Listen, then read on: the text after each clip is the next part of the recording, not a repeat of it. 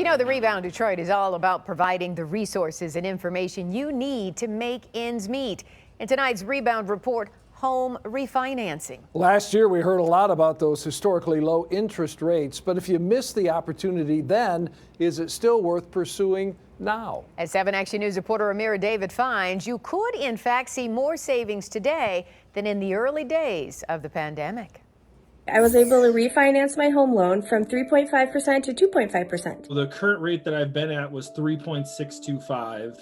I was able to lock in a new one at 2.9. They're the real home refi stories of Metro Detroit. Rachel James lives in Livonia, Seth Giersdorf in Howell, but both are looking ahead to more breathing room in their budget. There's a lot you can do with the extra cash. Seth was just 3 years into his 30-year fixed-rate mortgage in his new Howell home. He didn't pursue a refinance last year, in doubt he could pull in a good rate, but soon changed his mind. I went into it saying if I could save $100 or more a month, it'd be worth it. It turns out the savings were far more, at $275 a month, which he now plans to use to help pay down some family bills. Believe it or not, mortgage interest rates are even lower now than they were during the initial refinance boom last year. It's generally 50 to 75 basis points lower. Now they are below 3%. The 30-year fixed rate is at 2.79% and the 15-year at just 2.19%. But mortgage data firm Black Knight says a record 19.3 million homeowners who could save money by refinancing aren't doing it.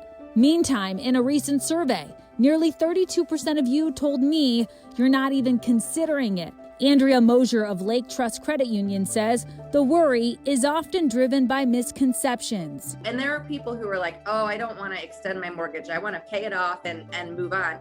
You can do your mortgage for whatever term you want to. There's also a lot more flexibility in the rates when you're willing to shop around and negotiate. Why can one person get you a rate that another person can't? Sometimes it depends on what programs they offer. Different lenders can offer you different credits to offset the closing costs, which can be as high as 2 to 6%. I was able to negotiate a little bit more in lender credit and get the rate where I wanted it. But while there's a lot working in your favor, with closing costs high, there are scenarios in which you should avoid refinancing altogether.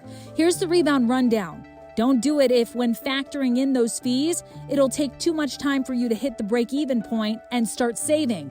Or if you plan to move anytime soon. For the Rebound Detroit, I'm Amira David, 7 Action News. Thank you so much, Amira.